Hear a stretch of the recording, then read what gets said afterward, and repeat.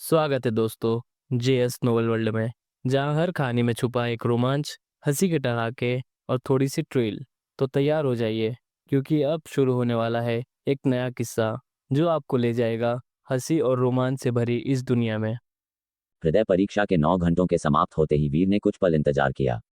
चारों ओर का अंधकार धीरे धीरे छंटने लगा। सामने बादलों का विशाल सागर था और वह साधना हृदय शिखर के सर्वोच्च भाग के निकट पहुंच चुका था। उसने पीछे मुड़कर शिखर के टूटे हुए शीर्ष की ओर देखा। वह विशाल हाथी था जिसने इसे नष्ट किया होगा। वह ज्यादा नहीं सोचा और बादलों के बीच से नीचे उतरने लगा। झट झट झट अनेक आकृतियां उल्काओं की तरह वीर की ओर एकत्र होने लगीं। वीर जैसे ही नीचे उतरा, लाल नाक वाले बुजुर्ग तेजी से उसके पास पहुंचे। उसी समय सहस्र पर्वत खड्ग पीठ के चुई हुए सिंह और उनके साथी भी तेजी से आए। दूर से अन्य संप्रदायों के भर्ती करने वाले भी झपकते हुए आगे बढ़े। पलक झपकते ही वीर को विभिन्न संप्रदायों के लोगों ने घेर लिया। वीर के युवा रूप को देखकर सभी संप्रदाय आश्चर्य और प्रसन्नता से भर गए। हृदय परीक्षा के 9 घंटों के सामने आत्मा की आयु को नजरअंदाज किया जा सकता था। सचमुच तुम हो, लाल नाक वाले बुजुर्ग वीर को देखकर उत्साह से भर गए।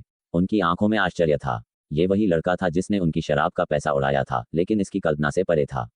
उन्होंने वीर की असाधारण प्रतिभा देखी थी, पर इतना होने की उम्मीद नहीं थी। युवक, तुम खड्ग साधक हो ना? मैं सहस्र पर्वत खड्ग पीठ का चुई युएशिंग हूँ। चुई युएशिंग ने जल्दी से कहा।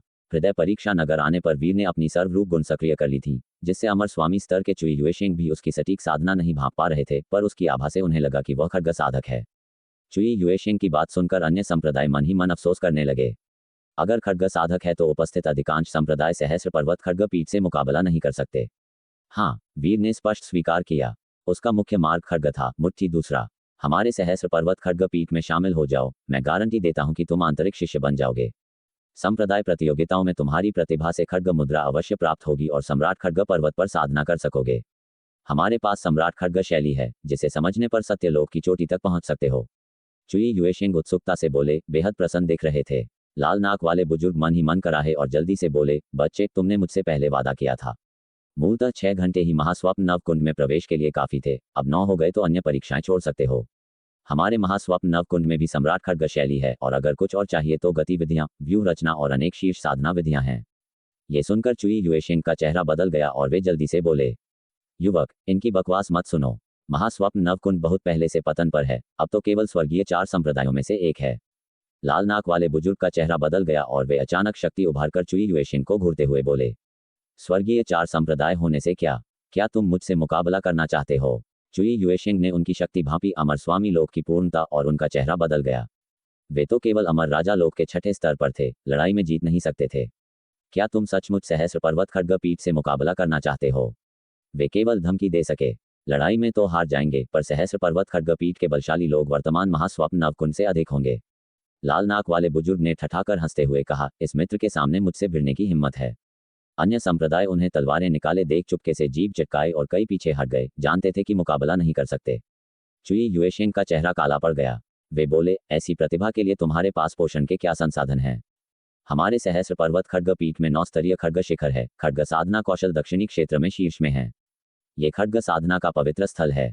तुम्हारे महास्वप्न नवकुंड की पाठ्यक्रम बहुत विविध हैं, प्रतिभा व्यर्थ मत करो।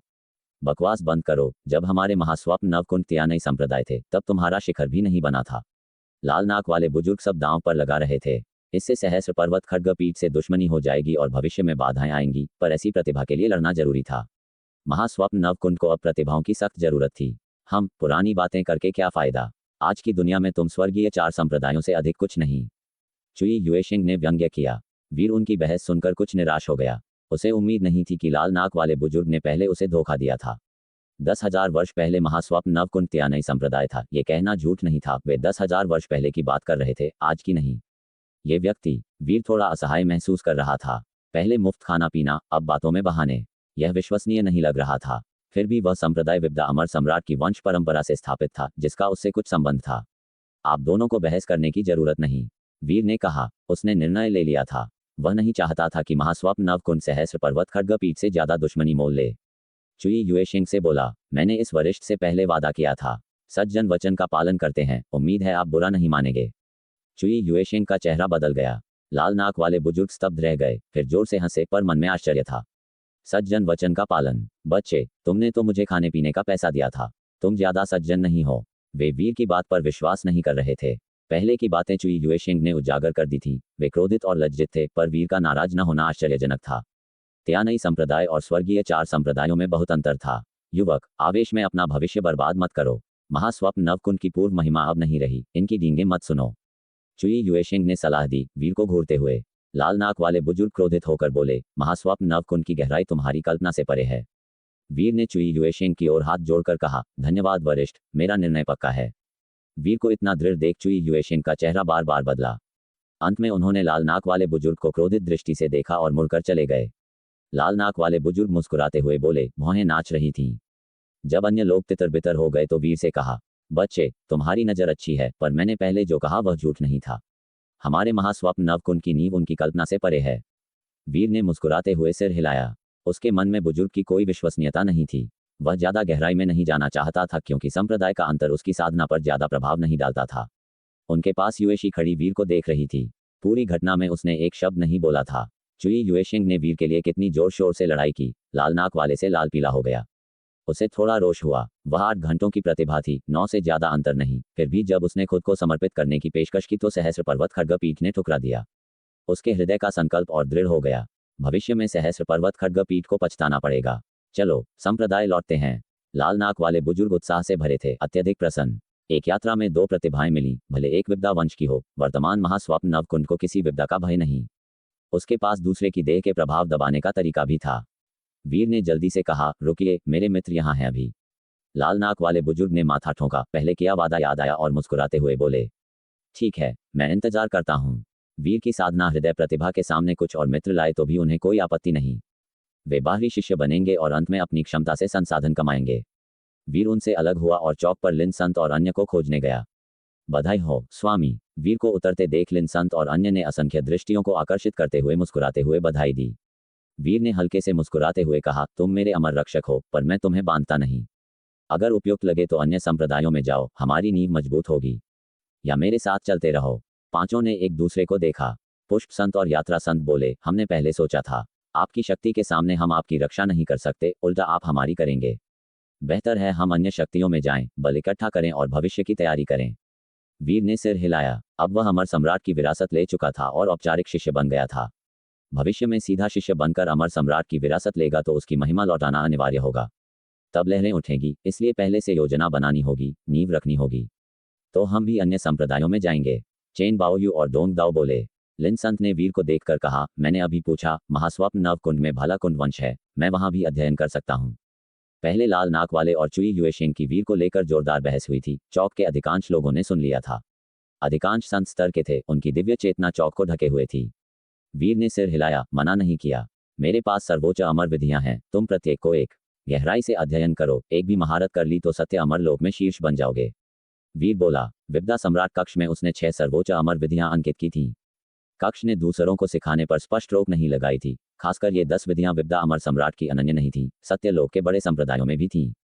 ये सुनकर पांचों प्रसन्नता से एक दूसरे को देखने लगे। वीर ने उनकी साधना पथ के अनुसार दिव्य चेतना से विधियां सौंपी।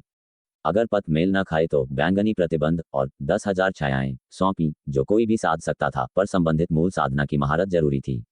एक सर्वोच्च अमर विधि में महारत से सत्य अमर लोक में प्रभुत्व जमाया जा सकता था। इनमें भाला साधना अमर विधि वज्र गर्जन वज्र साधना के मूल की महारत मांगती थी, जो 9 क्रमों के अलावा कठिन मूलों में से एक थी, आक्रमण और विनाश दोनों में प्रबल।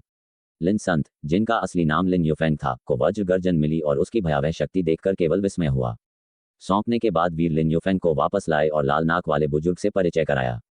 लाल नाक वाले बुजुर्ग ने लिन युफेंग को देखा और लापरवाही से पूछा, तुम्हारी साधना हृदय कितने घंटे? 4 घंटे। लिन युफेंग थोड़ा असहज हुआ। लाल नाक वाले बुजुर्ग ने ज्यादा नहीं पूछा, क्योंकि लिन युफेंग वीर के पिछवाड़े से आए थे। वे वीर से बोले, अब चलें। थोड़ा और। वीर ने लिन चिंग्युए की ओर देखा, जो अभी ध्यान में थी। लाल नाक वाले बुजुर्ग ने असहाय होकर पूछा, कितना और? पता नहीं, पर ज्यादा नहीं। लाल नाक वाले बुजुर्ग ने आंखें तरेरी। अफसोस, अब युवक की मांग थी। संप्रदाय वापस ले जाने से पहले धक्का नहीं दे सकते, खासकर चुई युएशिंग अभी से नजर गड़ाए थे। इसलिए वीर के साथ चलना पड़ा। वीर ने लिन युफेंग को उनके पास छोड़ा और खुद पहाड़ी पर लौट गया। पहले यात्रा के दौरान सत्य लोक में प्रवेश करते समय उसने फैंग और खड्ग गुरु को गुप्त रूप से 10 अमर विधियां सौंपी थीं। प्रत्येक को 2, ज्यादा नहीं, क्योंकि ये सर्वोच्च विधियां गूढ़ और कठिन थीं। वीर की तरह अंतरिक्ष पथ में महारत न हो तो साधना कठिन, फिर भी एक में भी महारत से उच्च उपलब्धि संभव। महास्वप्न नवकुंड यहाँ से दूर नहीं। वीर मछली पकड़ने बैठा तो लंगड़ाते बुजुर्ग ने शांत स्वर में कहा, कभी भी आ जाना। वीर आश्चर्यचकित हुआ और सिर हिलाया। बहुत अच्छा, ड्रैगन स्पैरो पकड़ने से पहले मैं यहाँ अक्सर आया करूंगा। लंगड़ा बूढ़ा ये सुनकर मुस्कुराया, जैसे होंठ थोड़े मुड़े, मगर मतलब साफ नहीं था। फिर चेहरा शांत हो गया। उसने बड़ी पाइप से धुआं उड़ाया, धुआं उसके चेहरे को ढक गया और भाव छिप गए। सब चले जाएंगे तो जगह शांत हो जाएगी। अभी कितना शोर है, कभी कभी थोड़ा शोर भी अच्छा लगता है। वीर ने कहा, तुम अभी जवान हो, मैं बूढ़ा हो गया, शोर पसंद नहीं। लंगड़े बूढ़े ने हाथ में शराब की कोहनी हिलाई और पूछा, शराब पसंद है? पीने वाला साथी पसंद है? हाँ हाँ, लंगड़ा बूढ़ा शायद ही कभी हंसा। फिर उसने शराब की कोहनी वीर की ओर उछाल दी। तो ये तेरी। वीर चौंका। पिछले कुछ दिनों में बूढ़ा न गर्म था न ठंडा, करीब आने लायक नहीं लगता था। फिर भी उसने हिचकिचाहट नहीं की। कोहनी पकड़ी, हिलाकर देखी। लगता है ज्यादा बची नहीं। उद्धरण चिन्ह डॉट डॉट डॉट उद्धरण चिन्ह। लंगड़ा बूढ़ा फिर चुप हो गया। कुछ दिन बाद लीनाक्षी ने आंखें खोली। दिल में जो समझ आई उसने आंख खोलते ही मन उस तलवार पर जमाया। हाथ उठाकर उंगली से तलवार की तरह काटा। उसने उंगली को तलवार बनाया, हवा में हल्की लहर काट दी। बड़ी तलवार पर बैठे चंद्रहास की नजर घूमी, आंखें सिकुड़ी। तलवार के निशान से लग रहा था कि लड़की ने 10,000 पर्वतों की शुरुआती चाल सीख ली है और उसमें थोड़ी अराजकता और शून्य तलवार की मंशा भी झलक रही है। बहुत हल्की, लेकिन इतने साल तलवार चलाने वाले के लिए गलती नहीं होनी चाहिए। क्या ये? उनकी आंखों में अप्रत्याशित खुशी चमकी। 9 बार गूंजने वाला राक्षस तो खो दिया, लेकिन ये लड़की कुछ हद तक भरपाई कर सकती है। अच्छा किया, तू योग्य है। एक औरत उड़कर आई, बर्फ जैसे ठंडे चेहरे पर मुस्कान पिघलती हुई दिखी। लीनाक्षी होश में आई, अंदर से राहत मिली। जल्दी इधर उधर देखने लगी। इस समय छोटी पहाड़ी पर मछली मार रहा वीर लाइन समेट चुका था और जैसे ही वो जागी, दौड़ता हुआ आ गया। वीर। लीनाक्षी की आंखों में खुशी चमकी। चंद्रहास ने दोनों की निकटता देखी, दिल में धड़कन चुकी। वीर मुस्कुराया और पूछा, 10,000 पर्वत तलवार मीनार में शिष्या बनना चाहती है या मेरे साथ चलना? मैं तेरे साथ चलूंगी। लीनाक्षी चौंकी, लेकिन बिना सोचे बोली। चंद्रहास का चेहरा तुरंत काला पड़ गया। उसने हल्के खांसकर गंभीरता से वीर से कहा, युवक, तू महास्वप्न नवकुंड में शिष्य बना है। पता नहीं क्यों, लेकिन इन दिनों कुछ खबरें तो सुनी होंगी। मेरे 10,000 पर्वत तलवार मीनार के शिष्यों को पालने के संसाधन महास्वप्न नवकुंड से कहीं ज्यादा हैं। वीर ने सुना, लेकिन कुछ कहा नहीं। यही वजह थी कि उसने लीनाक्षी से पूछा, तेरा कोई और संप्रदाय है? लीनाक्षी ने तब पूछा। वीर ने सिर हिलाया, फिर कहा, लेकिन जैसा उसने कहा, अगर यहाँ शिष्या बनकर साधना करेगी तो तेरे लिए बेहतर होगा। अगर वो उसके साथ महास्वप्न नवकुंड जाती तो वो देखभाल कर सकता था, लेकिन ज्यादा से ज्यादा सर्वोच्च अमर कलाएं सिखा सकता था। लीनाक्षी को और कुछ नहीं दे पाता। लीनाक्षी समझ गई और सिर हिलाया। तू जहां जाएगा मैं वहां जाऊंगी। ये सुनकर चंद्रहास का चेहरा थोड़ा बदला। उसे दोनों का रिश्ता समझ आ गया। धीरे से बोला, बेटी, जिस संप्रदाय में ये शिष्य बना है वो स्वर्गीय 4 संप्रदायों में से एक है। मेरा 10,000 पर्वत तलवार मीनार स्वर्गीय संप्रदाय है, बहुत फर्क है। चूंकि तुम्हारा भाग्य जुड़ा लगता है, अगर यहाँ शिष्या बनोगी तो मैं सम्राट तलवार पर्वत पर सीधे साधना के लिए तलवार मुद्रा मांग सकता हूँ। साधना के साल लंबे हैं। किसी के पीछे चलने से बेहतर है खुद आगे निकलो, सहमत होना। उसकी नर्म सलाह सुनकर लीनाक्षी थोड़ी हिल गई, लेकिन मन नहीं बदला। उसने वीर की ओर देखकर पूछा, तू क्या सोचता है? वीर ने सोचा। चंद्रहास लीनाक्षी की बहुत चिंता कर रहा था। बोला, अपने लिए सोच, 10,000 पर्वत तलवार मीनार जाना ज्यादा ठीक है। तो तेरे लिए? लीनाक्षी ने अचानक पूछा। वीर चौंका। उसकी गंभीर नजर देखकर थोड़ा चुप रहा, फिर बोला, महास्वप्न नवकुंड आजा। जवाब मिलते ही लीनाक्षी का चेहरा धीरे धीरे खिल उठा। मुस्कान होठों से शुरू होकर पूरे चेहरे पर फैल गई, चमकदार हो गई। वो धीरे से बोली, तो मैं 10,000 पर्वत तलवार मीनार जाऊंगी। तेरे प्रतिभा से महास्वप्न नवकुंड में तू जरूर शिखर पर पहुंचेगा।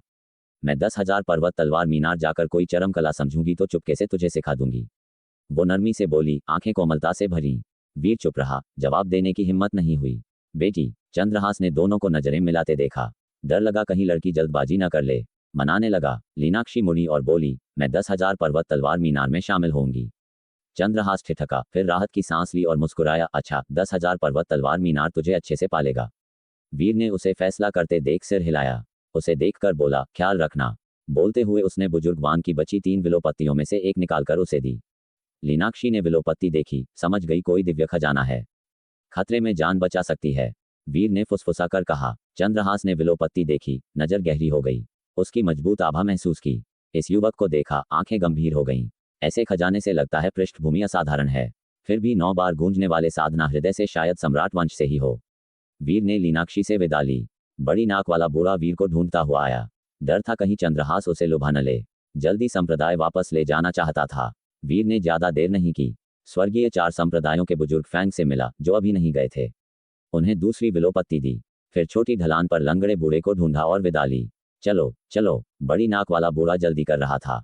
रहना नहीं चाहता था। डर था दोनों नए राक्षस शिष्य कोई और ताकत छीन न ले।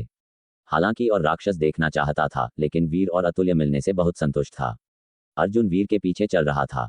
दोनों महास्वप्न नवकुंड में शिष्य बने थे, अब स्वर्गीय संप्रदाय के शिष्य, फिर भी अमर रक्षक जैसा सम्मान बनाए रखा। अतुल्य ने वीर को देखा। उसका साधना हृदय उससे बेहतर था, मतलब साधना विचार मजबूत, लक्ष्य बड़े। बड़ी नाक वाले बुजुर्ग के साथ चलते हुए पूछा, तू किस लोक में है? तलवार मार्ग में मुकाबला करने का मौका है। वीर खोया हुआ था, अभी लीनाक्षी और फैंग आदि के बारे में सोच रहा था। पास की औरत की आवाज सुनकर होश आया। सिर हिलाया। मुकाबला करने लायक कुछ नहीं। अतुल्य की आंखों में चमक आई। मुझे कम समझ रहा है। वीर ने उसकी आंखों में चुनौती और ठंडक देखी। चौंका, थोड़ा निरुत्तर हो गया। सिर हिलाया, बस थोड़ा उबाऊ और बोरिंग लगता है। अगर तलवार अभ्यास करना है तो संप्रदाय में दूसरे साथ दे सकते हैं। उबाऊ और बोरिंग। अतुल्य को वीर के शब्द अविश्वसनीय लगे। तलवार साधक कह रहा है कि तलवार मार्ग का मुकाबला उबाऊ है। ज्यादातर तलवार साधक मुकाबले के शौकीन होते हैं। सुधार तेजी से होता है। अच्छा प्रतिद्वंद्वी मिले तो शराब पीकर खुश होते हैं। आगे शराब की कोहनी पर बैठा बड़ी नाक वाला बुजुर्ग ये सुनकर पीछे मुड़ा। वीर पर शक भरी नजर डाली। पहले वीर की तलवार योग्यता जांची नहीं थी। अचानक शब्द अविश्वसनीय लग रहे थे। वीर नहीं चाहता था, अतुल्य ज्यादा जोर नहीं दे सकी। उसे लगा वीर बहाने बना रहा है, उसे कम समझ रहा है। दिल में गुप्त चुनौती ठान ली। महास्वप्न नवकुंड पहुंचकर फिर मौका मिलेगा। हृदय प्रश्न तैरते नगर से महास्वप्न नवकुंड ज्यादा दूर नहीं था। आने जाने में 3 दिन। रास्ते में वीर और अतुल्य को बड़ी नाक वाले बूढ़े का उपनाम पता चला। महास्वप्न नवकुंड के तलवार कुंड बुजुर्ग लीतिए मुंह ने रास्ते में वीर, अर्जुन और अतुल्य की जड़ें पूछी। अतुल्य की कुछ समझ थी, लेकिन वीर और अर्जुन की नहीं समझ पाया। स्पष्ट था साथी हैं। अतुल्य ने सिर्फ कहा कि पास के NYANG शहर में अस्थायी रहती है, विद्या वंश से। उस वंश से सत्यलोक की कई ताकतें दूरी बनाए रखती हैं। दुर्भाग्य नहीं चाहती। वीर ने कहा, दूर से आया है, नया है, इलाके से अनजान। वीर ज्यादा बताना नहीं चाहता। देख लीजिए, मुंह ने जोर नहीं दिया। सिर्फ बोला, हमारे महास्वप्न नवकुंड में आने का मतलब हमारे महास्वप्न नवकुंड का शिष्य बनना है। जड़ें कुछ भी हों, संप्रदाय तुम्हारा आश्रय होगा। इसी तरह साथी शिष्यों को नुकसान नहीं पहुंचाना। ये बात संप्रदाय लौटकर दीक्षा में साधना हृदय में स्थापित करनी है। वीर और अतुल्य दोनों सहमत हुए। वीर ने सत्यलोक की स्थिति पूछी। उन्हें कुछ पता नहीं था। ताकतें, शहर सब। लीतिए मुंह ने वीर को गंभीर देखकर बात की। उसे बाहर का समझकर विस्तार से बताया। मान लो तू पश्चिम क्षेत्र से है। सत्यलोक के 4 क्षेत्र हैं, ये जानते हो। पूर्व क्षेत्र पर आदि नागराज दरबार का शासन। दक्षिण क्षेत्र पर स्वर्गीय भवन पूज्य का। उत्तर क्षेत्र दानव सम्राट भवन का, जहां बहुत दानव और 10,000 वंश मिले जुले। पश्चिम क्षेत्र चीफेन साम्राज्य क्षेत्र, जहां अमर, दानव देव और प्रेत आत्माएं मिली जुली। दक्षिण क्षेत्र का इलाका पश्चिम जैसा सैकड़ों अरब मील फैला कहा जाता है। अमर राजा को भी सीमा तक पहुंचने में साल लगेगा। ये दक्षिण क्षेत्र की सीमा है। सम्राट कुंड प्राचीन युद्ध क्षेत्र के पास। सम्राट कुंड जानते हो? लीतिए मुंह ने अचानक पूछा। वीर उत्सुक हुआ। वे प्राचीन युद्ध क्षेत्र से आए थे, लेकिन ये वही है या नहीं, पता नहीं। जवाब देता इससे पहले अतुल्य शांत बोली, जानती हूँ। 10,000 साल पहले महासम्राट गिरे थे वहां। सुना है हाल में स्वर्गीय भवन ने साफ किया। मैं वहां गई थी। हड्डियां जंगल बनी, प्राचीन दानव लाशें बिखरी, असली खजाने कीचड़ बने, छोड़े अमर सैनिक और क्षेत्र कलाएं टूटकर, साम्राज्य कलाएं भी बुझी हुई। ये सुनकर वीर और अर्जुन तुरंत समझ गए कि यही वो प्राचीन युद्ध क्षेत्र है जहां से वे आए। लीतिए मुंह के चेहरे की हमेशा की हल्की मुस्कान गायब हो गई। गंभीरता आई। अतुल्य के बोलने के बाद धीरे बोला, हाँ, वो लड़ाई बहुत भयंकर थी। सत्यलोक की ताकत बहुत कम हुई। उन दिनों 4 क्षेत्रों और आदि सत्यलोक पर 9 अमर सम्राट शासन करते थे, लेकिन आधे से ज्यादा उस लड़ाई में गिर गए। आज तक उत्तर क्षेत्र में कोई सम्राट नहीं। बहुत उपसम्राट लड़ रहे हैं। अभी उत्तर क्षेत्र सबसे अराजक है। प्राचीन दानवों के अलावा विभिन्न ताकतें सर्वोच्च सिंहासन के लिए लड़ रही हैं, उत्तर क्षेत्र एक करने की उम्मीद में। बात ज्यादा दूर गई लगी। सिर हिलाकर वीर से बोला, कहाँ था? सम्राट कुंड। हाँ, आजकल दक्षिण क्षेत्र का इलाका पहले से बहुत सिकुड़ा। सीमा पर मनुष्य कम। ये हृदय प्रश्न तैरता नगर पहले से बाहर है। केंद्र की ओर स्वर्गीय संप्रदायों के समूह और अमर राजवंशों के ठिकाने। वीर ने पूछा, स्वर्गीय संप्रदाय से बड़ी कोई ताकत? प्राचीन अमर राजवंश। लीतिए मुंह बोला, हमारा महास्वप्न नवकुंड यांशु अमर राजवंश का हिस्सा है। दक्षिण क्षेत्र के 7 महान प्राचीन अमर राजवंशों में से एक। 10,000 पर्वत, तलवार, मीनार भी। सटीक कहें तो अभी जो इलाका है, सब यांशु अमर राजवंश के अंदर है।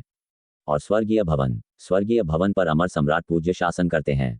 प्राचीन अमर राजवंशों से ऊपर अमर सम्राट एक क्षेत्र शासित करते हैं, सब अमर राजवंश झुकते हैं। लीतिए मुंह बोला, चेहरा गंभीर, नजर में गहरा मतलब। लीतिए मुंह के बताने से वीर के दिमाग में सत्यलोक का नक्शा बन गया। 3 दिन की यात्रा में हृदय प्रश्न तैरते नगर से कई शहरों से गुजरे। कुछ बहुत प्राचीन और जीर्ण, बाहर बड़ी व्यूहों के अवशेष। लितिएमू के मुताबिक ये कभी युद्ध की अग्रिम पंक्ति के महत्वपूर्ण शहर थे, अब यहाँ छूट गए। पहुंच गए, लितिएमू बोला। एक अमर शहर से स्थानांतरित होकर शून्य में पहुंचे। वहां अमर शक्ति का चमकदार मार्ग। उस पर खड़े होते ही शरीर आगे बढ़ता, बिना अमर शक्ति खर्च किए। आगे विशाल कछुआ जैसा महाद्वीप शून्य में तैरता, ऊपर नीचे होता। महाद्वीप अमर व्यू से ढका, बाहर के उल्कापिंड रोकता। चमकदार मार्ग महाद्वीप तक जाता। पास आए तो वीर ने महाद्वीप के अमर व्यू से गर्मी महसूस की, जैसे उसे भाप बना दे। लितिएमू ने हाथ हिलाया, व्यू पर रास्ता खुल गया। अंदर हरे भरे जंगल और नदियां चित्र की तरह खुली। ये हमारा महास्वप्न नवकुंड है, लितिएमू बोला। वीर की आंखें आश्चर्य से बड़ी हुईं। सत्य लोक के स्वर्गीय संप्रदाय की ताकत। पूरा विश्व सिर्फ एक संप्रदाय, और महाद्वीप का विस्तार सब स्वर्गों के छोटे विश्वों से बड़ा लग रहा था। हमारे महास्वप्न नवकुंड के 9 उपखंड हैं, इसलिए एक नवकुंड। पहले संस्थापक सम्राट से करीबी थे। सम्राट से 9 सर्वोच्च कलाएं मिली, स्वप्न नवकुंड संप्रदाय बनाया। लितिएमू बोला, तुम दोनों तलवार साधक हो, तलवार कुंड में शामिल हो सकते हो। संयोग से मैं भी तलवार कुंड से हूँ। और तू? उसने अर्जुन को देखा। तूने कहा भाला अच्छा चलाता है। संयोग से महास्वप्न नवकुंड में भाला कुंड भी है। नवकुंडों में शिष्यों की संख्या सबसे ज्यादा। ये सुनकर अर्जुन ने वीर को देखा। वीर ने कंधे पर हाथ रखा, हवा में उड़ान भर खो दूर। अर्जुन समझ गया, जोर से सिर हिलाया। पहले तुझे भाला कुंड ले चलता हूँ। वहां के पुराने ताऊ से कहूंगा, तू उन्हें गुरु मान ले। लितिएमू बोला। बोलकर वीर आदि को पूर्व की ओर उड़ाया। नीचे अनगिनत पर्वत, नदियां, हरे मैदान, जंगल गुजरे। तेजी से उड़ते जल्दी एक ऊंचा खड़ा विशाल पर्वत दिखा। शिखर बादलों में, ढलानों पर बहुत मंडप, अमरलोक जैसा सुंदर। वीर की तेज नजर से कई अभ्यास मैदानों पर लोग भाला लड़ते दिखे। दिव्य प्रकाश और अमर शक्ति फूट रही। पास पहुंचते एक आकृति पर्वत से उड़कर आई। देखकर लितिएमू का चेहरा खिल उठा। पुराने ताऊ, तुझे एक प्रतिभा लाया हूं। हम प्रतिभा? तू भलाई से भेजेगा। तलवार मार्ग साधना मनाने से बेहतर तो यह है कि न भेजा। दूसरा उसकी आदत जानता था। बिना रुके जवाब दिया। लितिएमू हंसकर बोला, ऐसा कहकर भावनाएं आहत करता है। हमारे बीच भावनाएं हैं। दूसरे ने कहा। वीर ने देखा पुराने ताऊ आड़ू रंग का लंबा वस्त्र पहने, आड़ू फूल बने, थोड़ा लालिमा लिए। आस्तीन बहुत चौड़ी, हल्के में घूम रही। 5 मन, सीधा दाम। ताऊ चुनफेंग गंभीर चेहरा करके बोला। लितिएमू समझ गया। थोड़ा लाचार, 3 मन। बनाना बहुत मुश्किल, 1 मन में 10,000 साल लगते हैं। ताऊ चुनफेंग मुड़ा और पीट करके चला गया। ठीक ठीक, 5 मन, तू बूढ़ा भूत। लितिएमू ने जल्दी हाथ हिलाया। लाचार लग रहा था। वीर को देखा जैसे कह रहा हो, देख तेरे लिए 5 मन अच्छी शराब खर्च की। वीर निरुत्तर हो गया। अर्जुन कोई साधारण नहीं, शीर्ष प्रतिभा नहीं, लेकिन साधना में अच्छी योग्यता। सर्वोच्च अमर कलाएं सिखाई तो जरूर नाम कमाएगा। अर्जुन भी समझ गया दोनों क्या सौदा कर रहे। चेहरे पर हल्की ठंडक आई, लेकिन कुछ कहा नहीं। उसे पता था पुरुष कर्म से बोलते हैं। कौन? ताऊ चुनफेंग रुका। लितिएमू के मानने पर वीर आदि पर नजर डाली। ये, लितिएमू ने अर्जुन दिखाया। ताऊ चुनफेंग ने देखा, लापरवाही से आस्तीन हिलाई। मेरे साथ आ। लितिएमू ने मुंह से अर्जुन को इशारा किया। अर्जुन ने वीर को हाथ जोड़े। मैं जाता हूँ। हम। वीर ने सिर हिलाया। उसे दूसरे के साथ ऊंचे पर्वत की ओर जाते देखा। लितिएमू ने बुलाया, ज्यादा मत देख, हम भी चलें। बोलकर जल्दी वीर और अतुल्य को लेकर उत्तर की ओर मुड़ा। यहाँ भी ऊंचा पर्वत, शिखर नहीं दिखता, लेकिन एक तरफ खड़ी चट्टान जैसे चाकू से काटी गई। ये तलवार कुंड है। लितिएमू मुस्कुराया। अपने संप्रदाय लौटकर लग रहा दोनों शिष्य पक्के। अच्छे मूड में लापरवाही से बताया, ये तलवार कुंड के पूर्व मुख्य तलवार अमर का है। 30,000 साल पहले सम्राट तलवार शैली समझी। एक कट से निशान छोड़ा। बाद में तलवार कुंड शिष्यों ने नाम उकेरने के लिए इस्तेमाल किया। सम्राट तलवार की मंशा अभी बाकी है। जितना केंद्र के पास, उतनी मजबूत मंशा। इसलिए तलवार कुंड शिष्यों के लिए केंद्र में नाम उकेरना सम्मान है। बोलकर दोनों को मुस्कुरा कर देखा। संप्रदाय में घुसकर गुरु मानने के बाद कोशिश कर सकते हो। ये सुनकर वीर ने सिर्फ देखा, रुचि नहीं दिखी। नाम छोड़ना बंदर का शौक है। अतुल्य के सुंदर दिव्य चेहरे पर चमक आई। उसने सम्राट तलवार चट्टान को गहराई से देखा। धीरे पूछा, वो मुख्य तलवार अमर अब किस लोक में है, उन्हें गुरु मान सकते हैं? लितिएमू ने सिर हिलाया। वो अब नहीं है। नहीं है। अतुल्य ने मुड़कर देखा। लितिएमू की आंखों में उदासी आई। उन्होंने सम्राट तलवार शैली समझी। उस समय दक्षिण क्षेत्र के युद्ध क्षेत्र अराजक थे। अमर राजवंश के आदेश पर दमन करने गए। 9 राजा स्तर प्राचीन दानव मारे, लेकिन अफसोस, शराब पीकर पछतावे में। सिर्फ तलवार पकड़े हाथ लौटा। बोलकर उदासी के अलावा आंखों में हत्या की मंशा। वीर और अतुल्य ने नजरें मिलाईं। ली बूढ़े ने विस्तार नहीं किया, लेकिन दिल में सदमा की लहरें उठीं। ऐसा शानदार चरित्र युद्ध क्षेत्र पर गिरा, पूरा शरीर भी नहीं लौटा। अगर लाख साल पहले सम्राट का पतन दूर लगता है, तो ये ऊंची सम्राट तलवार चट्टान बहुत करीब। प्राचीन दानव, मेरे विद्या वंश का एकमात्र साधना लक्ष्य दुनिया के सारे प्राचीन दानव मारना है। अतुल्य ने उंगलियां कसी, आंखें ठंडी चमकी। लितिएमू ने सिर हिलाया। प्राचीन दानव सत्य लोक के साझा दुश्मन। संप्रदाय आपस में संसाधनों के लिए लड़ते हैं, लेकिन प्राचीन दानवों के लिए एकमत दुश्मनी। चलो। लीते मुंह दोनों को पर्वत ऊपर ले गया। पर्वत पर तलवार मार्ग नागवीर जैसा ऊंचा और बर्फ सफेद। तलवार कुंड के शिष्य भाला कुंड से कम लग रहे हैं। पर्वत चढ़ते वीर ने देखा पर्वत पर कम आभा, पहले भाला कुंड जितना जीवंत नहीं। लीते मुंह ने हल्के सिर हिलाया, तलवार कुंड हाल के सालों में गिरावट में है। 10,000 पर्वत तलवार मीनार ने बहुत तलवार मार्ग प्रतिभाएं इकट्ठा की। महास्वप्न नव कुंड के लिए। उसने सिर हिलाया और हाथ पीछे बांधकर आगे चलने लगा। उस दिन खड्ग गहन के लोहित गुरु वापस लौटे, 2 नए शिष्यों को साथ लाकर, एक युवक और एक युवती। पर्वत शिखर पर वीर और चंद्रिका ने कई खड्ग गहन शिष्यों को तलवारबाजी का अभ्यास करते देखा। द्वंद्व लड़ते, ध्यान लगाते और खड्ग साधना पर विचार करते। आकाश में तलवार की चमक झिलमिलाती। कुछ तलवार नियंत्रण का अभ्यास कर रहे थे, असंख्य तलवारों को आदेश दे रहे। कुछ तलवार व्यूह रच रहे थे, तलवारें नाग गठन में सजाकर, जिनसे गर्जन निकल रही थी। लोहित गुरु के आने से कुछ ध्यान आकर्षित हुआ, कुछ ने जल्दी से तलवारें म्यान में डाली और गुरु को नमस्कार किया। एक और छोटा शिष्य जुड़ रहा है। उनके हाव भाव से लगता है दोनों काफी असाधारण हैं। हालांकि वे वीर और चंद्रिका की साधना नहीं देख पा रहे थे, लेकिन कई ने उनके आचरण और ठाठ को नोटिस किया, जो उन्हें भीड़ से अलग कर रहा था। हमारे खड्ग गहन में 4 संस्थान हैं: स्वर्ग, पृथ्वी, रहस्यमय और पीला। नए संप्रदाय में प्रवेश करने वाले, जब तक किसी वरिष्ठ के सीधे शिष्य न बने, आमतौर पर प्रवेश परीक्षा देते हैं और पीले आंगन में नियुक्त होते हैं। वहां से साधना और प्रदर्शन के आधार पर वे कदम दर कदम ऊपर चढ़ते हैं। लोहित गुरु ने चलते हुए वीर और चंद्रिका को समझाया। प्रत्येक संस्थान के लिए उपलब्ध साधना संसाधन भी अलग हैं। स्वर्ग संस्थान स्वाभाविक रूप से सबसे अच्छा है। तुम्हारी किस्मत अच्छी है कि मैं खड्ग गहन के 3 प्रमुख वरिष्ठों में से एक हूँ। मेरे संप्रदाय में प्रवेश का मतलब है सीधे स्वर्ग संस्थान में साधना करने की अनुमति। ये सुनकर वीर और चंद्रिका के चेहरे पर कोई बदलाव नहीं आया। वीर उदासीन था, जबकि चंद्रिका को लगता था कि यह तो होना ही चाहिए।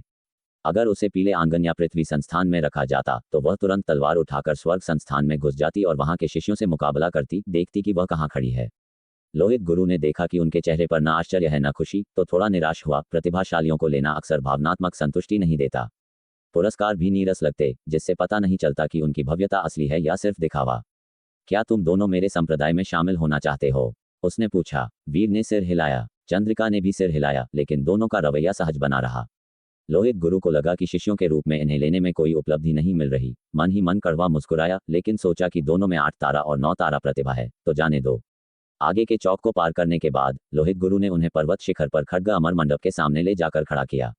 उसने संदेश भेजकर अपने संप्रदाय के सभी शिष्यों को बुलाया। मैं भले ही हल्का फुल्का लगूं, लेकिन शिष्य लेने में सख्त हूं। मेरे पास सिर्फ 5 शिष्य हैं, तुम्हारे साथ 7 हो जाएंगे।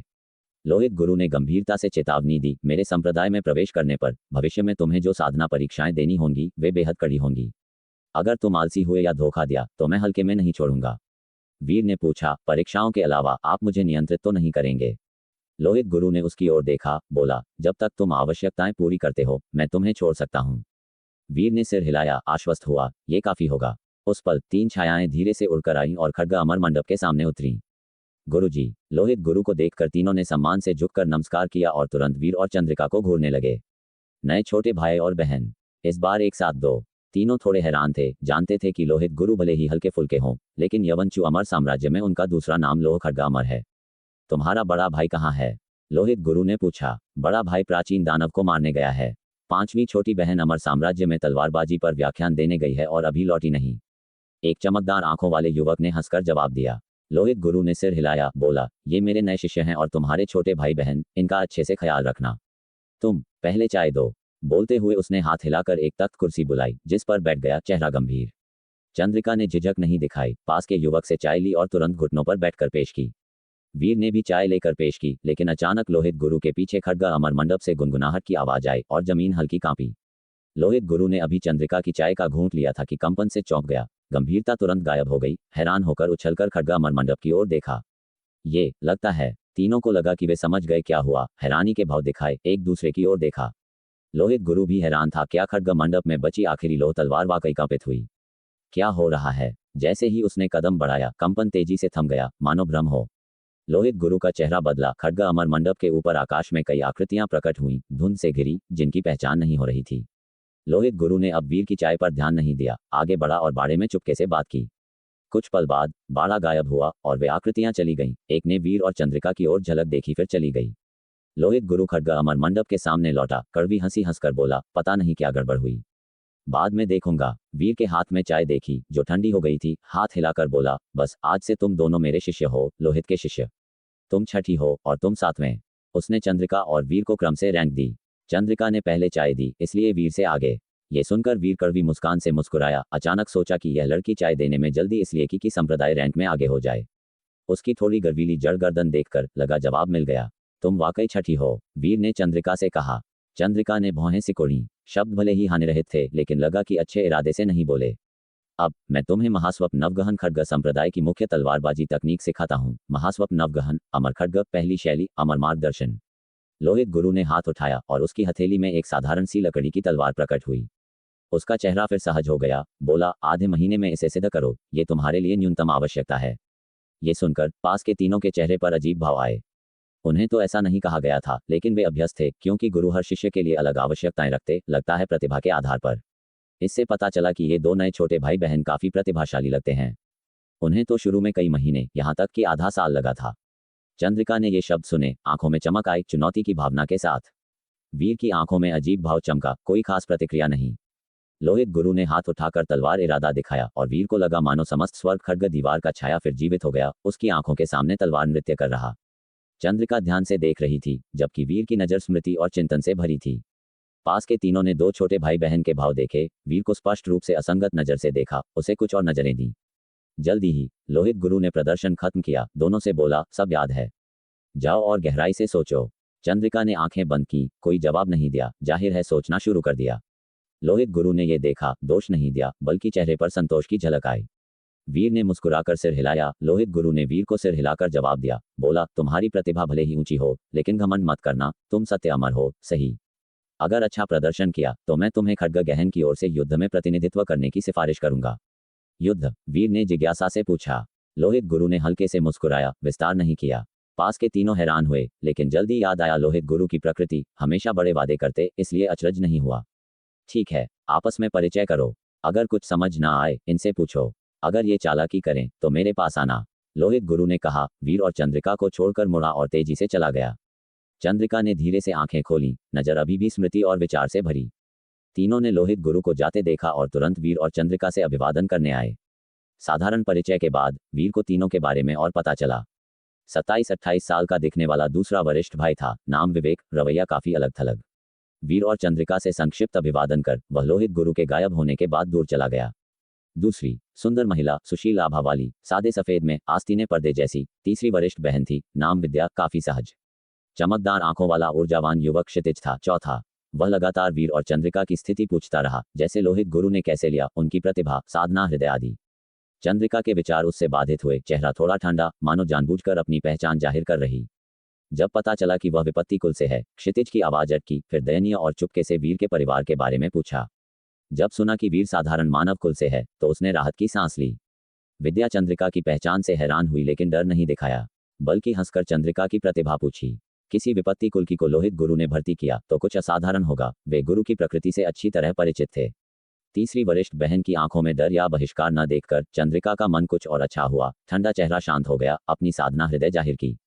8 घंटियां। चंद्रिका की साधना हृदय 8 घंटियां बजी जानकर, जो अनंत साधना हृदय दर्शाती, विद्या और क्षितिज दोनों बहुत हैरान हुए। उनकी प्रतिक्रिया देखकर चंद्रिका ने पास के वीर की ओर देखा, बोली, ये कुछ नहीं, उसके पास मुझसे 1 घंटी ज्यादा है। युक्षी की बातें सुनकर दोनों हैरान रह गए और आश्चर्य से वीर की ओर देखने लगे। 8 घंटियों से अधिक होना 9 घंटियां हैं, ऐसा साधना हृदय अमर राजा की पूर्णता तक पहुंचने के लिए पर्याप्त है। स्याओ शी दी, तुम्हारा साधना हृदय सच में इतना ऊंचा है। शू जियानमिंग ने खुद को रोक नहीं पाया और बोला। वेई होंगे ने भी भौहें थोड़ी सिकुड़ी। उन्हें अचानक एहसास हुआ कि उनके बगल में ये छोटा शिष्य ही असल में अपनी क्षमताएं छिपा रहा था। वीर ने जिज्ञासा से पूछा, क्या आप दोनों भी ऐसे ही नहीं हैं? किसने तुम्हें ऐसी अफवाहें बताईं? शू जियानमिंग ने तुरंत कड़वाहट भरी मुस्कान के साथ कहा, मेरा साधना हृदय सिर्फ 7 घंटियों का है, अभी अनादि मन की स्थिति को छू भी नहीं पाया। आप दोनों का साधना हृदय सच में दृढ़ है। उनके बगल में वेई होंगे ने मुंह पर हाथ रखकर हल्के से हंसी, लेकिन उनकी आंखों में समझ झलक रही थी। कोई आश्चर्य नहीं कि गुरुजी ने सिर्फ आधा महीना दिया, ये नए छोटे शिष्या सच में अद्भुत हैं। तीसरी शिष्या, क्या तुमने सम्राट खड्ग शिखर पर अपना नाम छोड़ा है? इस समय शानदार वस्त्रों में सजी युक्षी ने धीरे से पूछा। वेई होंगे ने उनकी आंखों में चमक और लालसा देखी, मुस्कुराते हुए खुद को खड्ग अभ्यास में पहली बार आते हुए याद किया। लाल वस्त्र में, पैरों के पंजों पर खड़ी होकर बड़े शिष्य से पूछते हुए, बड़े भैया, क्या तुमने सम्राट खड्ग शिखर पर अपना नाम छोड़ा है? समय बीतता गया, हवा ने उन पुरानी बातों को उनके कानों तक पहुंचा दिया। उन्होंने मुस्कुराते हुए कहा, हाँ छोड़ा है, लेकिन बहुत ऊपर नहीं। शू जियानमिंग ने तुरंत कहा, शिष्या, तुम्हारी ये बात मुझे दबा रही है। अगर तुम्हारा ऊंचा नहीं माना जाए तो मेरा क्या? युक्षी की आंखें थोड़ी चमकी, उन्होंने चुपचाप उंगलियां कसी लेकिन आगे नहीं पूछा।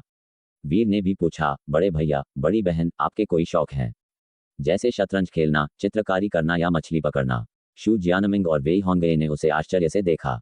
खड्ग अभ्यास में नया आया कोई आमतौर पर खड्ग अभ्यास से जुड़ी बातें पूछता, जैसे साधना की विधियां या सम्राट खड्ग का अर्थ कहाँ है, लेकिन वीर ने उनके शौक पूछे। ये सब छोटी कलाएं हैं, खड्ग की गहराई से कैसे तुलना हो सकती है?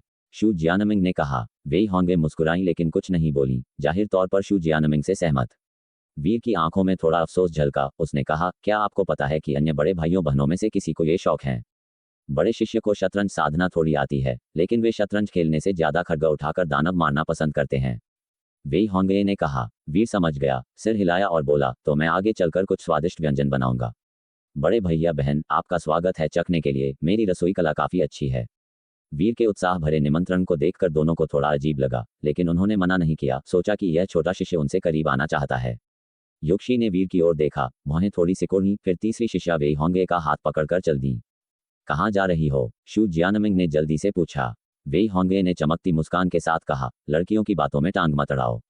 हजारों साल की उम्र में भी लड़कियां? शू जियानमिंग ने बुदबुदाया। बात पूरी होने से पहले उनके गाल पर खून की लकीर उभरी, जो तुरंत ठीक हो गई। उन्होंने गर्दन सिकुड़ी। वेई होंगे की दूर जाती आकाशीय छवि को देखते हुए आगे बुदबुदाने की हिम्मत नहीं की। छोटे शिष्य, चलो, मैं तुम्हें तुम्हारी रहने की जगह ले चलता हूँ। शू जियानमिंग ने उत्साह से वीर से कहा। वीर ने सिर हिलाया। वे खड्ग परिमंडप को पार करते हुए पीछे की पहाड़ी से सटी साधना आंगनों की ओर गए। रास्ते में शू जियानमिंग ने खुद ही वीर को स्वर्गीय संस्थान के विभिन्न हिस्सों की व्यवस्था समझाई, जैसे खड्ग साधना कौशलों का भंडार, खड्ग अभ्यास शिखर जो शिखर कहलाता है लेकिन असल में एक अकेला काला पर्वत है। उस पर असंख्य गड्ढे और खांचे हैं, गड्ढों में प्राचीन खड्ग गड़े हैं और उन प्राचीन खगों पर साधना कौशल अंकित हैं। खड्ग अभ्यास में एक अजीब बात है, कौशल शिष्य नहीं चुनता, कौशल व्यक्ति चुनता है। खड्ग अभ्यास शिखर पर जाकर अपनी खड्ग साधना और खड्ग इरादा छोड़ो, अगर कोई कौशल संगत हो तो खुद उड़कर आएगा चुनने के लिए। अगर कोई कौशल न उड़े तो?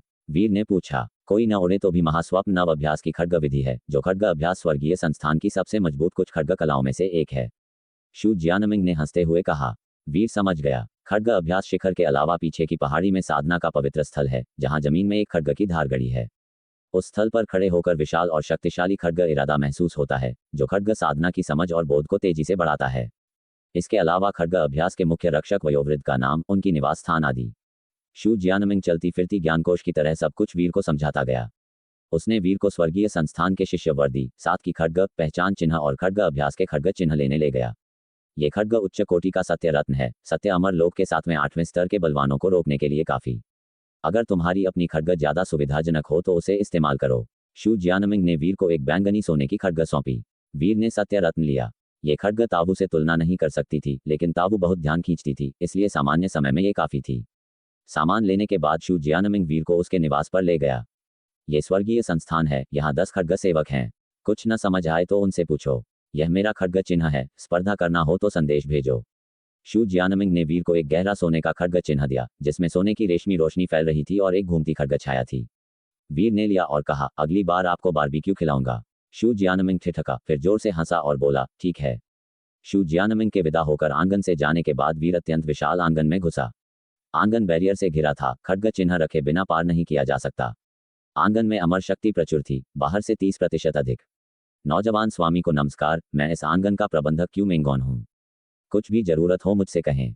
इस समय चांदी की खड्ग वर्दी में एक मध्यम आयु का पुरुष आया और आदर से बोला, नौजवान स्वामी, आप इस आंगन का नाम रख सकते हैं। नाम? वीर ने चारों ओर देखा और मुस्कुराया, इसे विश्राम जन आंगन कहते हैं। विश्राम जन आंगन? मध्यम आयु पुरुष थोड़ा हैरान हुआ, लेकिन जल्द मुस्कुराया, ठीक है, विश्राम जन आंगन ही। फिर उसने वीर को आंगन दिखाया और चूंकि वीर के पास कुछ और काम नहीं था, वह उसके साथ घूमा और जगह से परिचित हुआ। कुछ नियम समझने के बाद वीर ने ब्रह्मांड स्थान से शियान को बुलाया। पहले मिश्रित स्वर्ग महासंत की गुफा में उन्हें एक कीमती वृक्ष मिला था जिसे शियान ने सोख लिया। अब उसके पास अर्धसंत साधना है और अपनी साधना परिष्कृत कर ली है। साथ ही वीर को लगा कि शियान के शरीर में सोने की साधना रेखाएं धुंधली दिख रही हैं, जैसे परिष्कृत साधना के चिन्ह, असाधारण शक्ति वाले। सत्य लोक सच में झूठे लोक से अलग है, यहाँ साधना की गति बाहर से 10 गुना अधिक तेज है। शियान ने चारों ओर आश्चर्य से देखते हुए कहा, आंखें खुशी से चमक रही थीं। वीर ने हंसकर अपना खड्ग चिन्ह उसे उछाला और बोला, तुम खुद घूम सकती हो। शियान ने खड्ग चिन्ह लिया, उसकी खुशी थोड़ी उदास हो गई, आह भरकर बोली, तुम्हारी साधना बहुत तेज है, मैं बिल्कुल पीछे रह जाती हूँ। मैं अब तुम्हें जरूरत नहीं। वीर हक्का बक्का रह गया और हंसा। दोस्ती उपयोग से कब निभाई जाती है? मैंने वादा किया था बाहर की दुनिया दिखाने का, जो मैं देखूंगा वही तुम्हें भी दिखाऊंगा। शियान स्तब्ध रह गई, आंखें क्रिस्टल जैसी चमकी। वह वीर के पास आए, उसकी बांह पकड़ी और सिर्फ खुद सुन सके इतनी धीमी आवाज में बोली, मेरा सबसे स्मार्ट फैसला तुम्हें पकड़ना था। ये शब्द वीर के दिल में गूंजे, उसकी मुस्कान थोड़ी रुक गई। फिर उसने धीरे से उसके सिर पर थपथपाया और बोला, ज्यादा मत सोच। शियान ने सिर रगड़ा, मुंह थोड़ा फुलाया, आंखों में थोड़ी शिकायत लेकिन कुछ अंधेरा भी। उसने नाराजगी से हूं की, फिर उछलती हुई आंगन में घूमने लगी। वीर के पास कुछ काम न था तो प्रबंधक क्यू मिंगोन से सत्यलोक के बारे में जाना। इस दौरान वीर को पता चला कि स्वर्गीय संस्थान के खड्ग सेवक इस महाद्वीप के पवित्र राजवंश के राजपरिवार से थे। राजपरिवार की शक्ति से बड़े संघर्ष कर महास्वप्न नव अभ्यास में भेजे जाते थे। योग्यता वाले शिष्य बनते, थोड़ी कम वाले स्वर्गीय संस्थान के खड्ग सेवक। सेवक होते हुए भी बाहर के कई राजपरिवार सदस्यों से ऊंचा दर्जा। कुछ दिन बाद वीर जब खड्ग अभ्यास की स्थिति से परिचित हो गया तो प्रबंधक क्यू को साथ लेकर स्वर्गीय संस्थान से बाहर पहाड़ी के तल पर गया, जहां असंख्य पवित्र राजवंशों की चहल पहल थी। क्षेत्रफल दयालगढ़ से कम नहीं, शायद ज्यादा। वीर ने क्यू मिंगोन से कहा कि जनता में चित्रकारी और शतरंज के कुशल लोगों को ढूंढे। प्रबंधक क्यू को आश्चर्य हुआ लेकिन अनुरोध मान लिया। क्यू राजपरिवार के प्रभाव से नोटिस लगवाए शतरंज साधना और कलापथ के मास्टर भर्ती के लिए। जल्द ही आसपास के पवित्र राजवंशों में प्रतियोगिता शुरू हो गई। विजेता वीर के सामने लाए जाने थे। इसी बीच वीर शियान और प्रबंधक क्यू के साथ पवित्र राजवंशों में विभिन्न विश्राम गतिविधियों में डूबा। कहानी सुनना, नाटक देखना, पहाड़ों पर चढ़ना, जीवंत बाजारों में घूमना, बहुत संतुष्ट महसूस किया। महान आर्यावर्त में वीर को सांसारिक सुख ज्यादा अनुभव करने का समय नहीं मिला, लेकिन यहाँ भरपूर समय था। प्रबंधक क्यू ने शुरू में सोचा वीर सिर्फ आराम कर रहा है, 1-2 दिन में लौटेगा।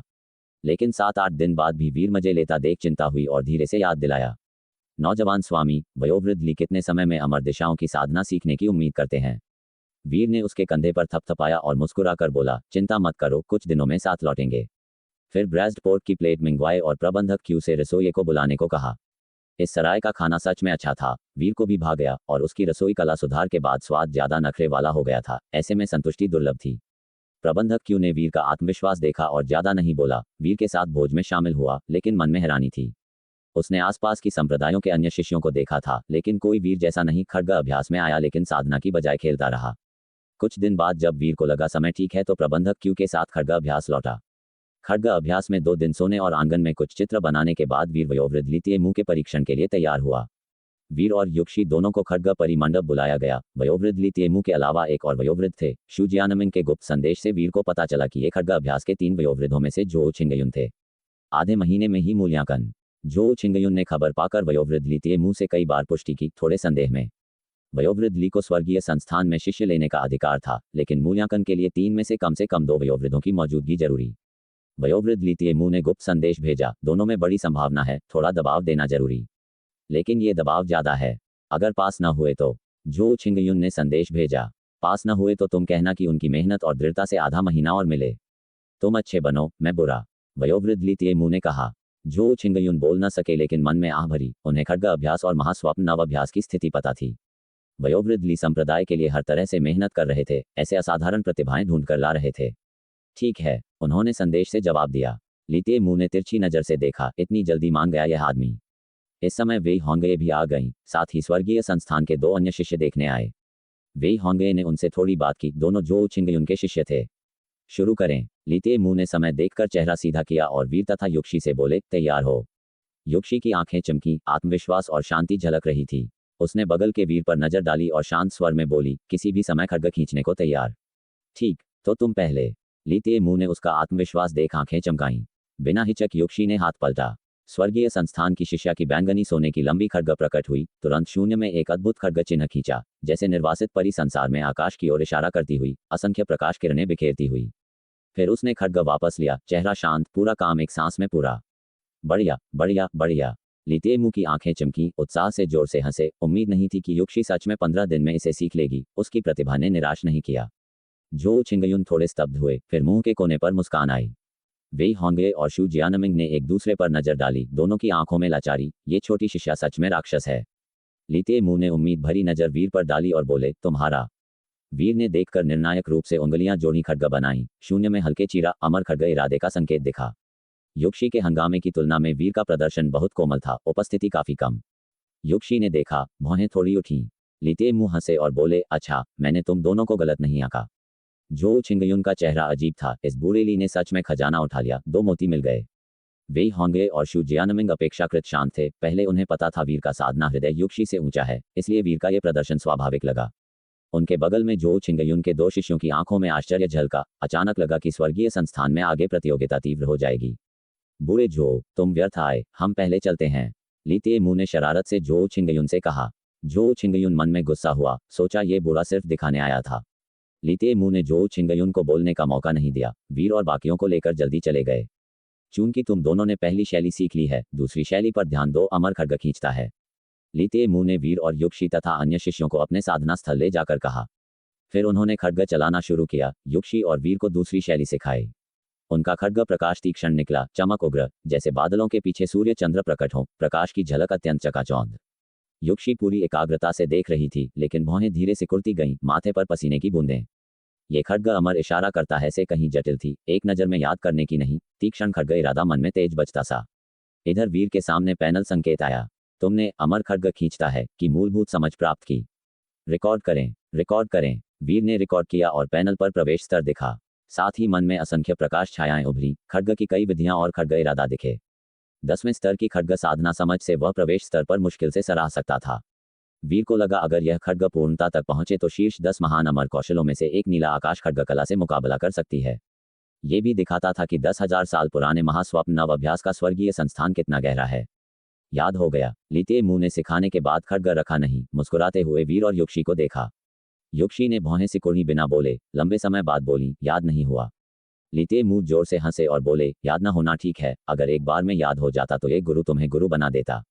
कहकर आगे बोले, मैं फिर करूंगा, अच्छे से महसूस करो। अगर फिर न याद हो तो अपने बड़े भाई बहनों से निजी में पूछो। वेई होंगे और शू जियानमिंग ने लाचारी से सुना। ये गुरु हाथ झाड़ना पसंद करते थे, पहले उन्हें भी बड़े शिष्य ने सिखाया था। और पूरे दिन कोई मिलता नहीं, पता नहीं क्या व्यस्त रहते। इस समय ली ते मुंह दूसरी बार प्रदर्शन करने लगे। वीर ने प्रवेश स्तर पर होने के बावजूद ध्यान से देखा। इस बार पहले से अलग था। प्रवेश स्तर से खड्ग की जटिलता और भयानकता महसूस हुई, लेकिन समझ से परे। युक्षी के माथे पर पसीना बढ़ता गया, आंखें धीरे चांदी सफेद हुईं, पुतलियां प्रकाश छोड़ती रहीं। लीते मुंह के खत्म करने तक प्रकाश धीरे वापस समाया। वह चुपचाप आंखें बंद कर लीं। लीते मुंह ने न पूछा न डिस्टर्ब किया। दोनों शिष्यों पर नजर डाली। वीर का विचारपूर्ण चेहरा देख मुस्कुराए, खड्ग समेटा और आस्तीन झाड़कर चले गए। छोटे शिष्य, याद हुआ? अगर नहीं तो मैं फिर दिखा दूं। शू जियानमिंग ने वीर से कहा। वीर होश में आया, सिर हिलाया और बोला, धन्यवाद बड़े भैया, मुझे याद हो गया। याद हो गया। वेई होंगे और शू जियानमिंग दोनों स्तब्ध। अगर युक्षी को याद होता तो शायद समझ आता, लेकिन वे दोनों को ध्यान से देख रहे थे। वीर ज्यादा आराम से लग रहा था, जबरन याद करने की कोशिश नहीं, फिर भी अब कह रहा कि याद हो गया। इस समय युक्षी ने भी आंखें खोली, वीर पर नजर डाली और शांत बोली, मुझे भी याद हो गया। नाम परिवर्तन सूची इस भाग में उपयोग हुए मुख्य। ठीक। तो दोस्तों, ये था आज का सफ़र जीएस नोवेल वर्ल्ड के साथ, जहाँ हर कहानी में होता है ट्विस्ट और थोड़ी सी मस्ती। अगर आपको मज़ा आया हो तो लाइक, शेयर और सब्सक्राइब करना ना भूलें। मिलते हैं अगले एपिसोड में। तब तक बने रहिए जीएस नोवेल वर्ल्ड के अद्भुत दुनिया के साथ।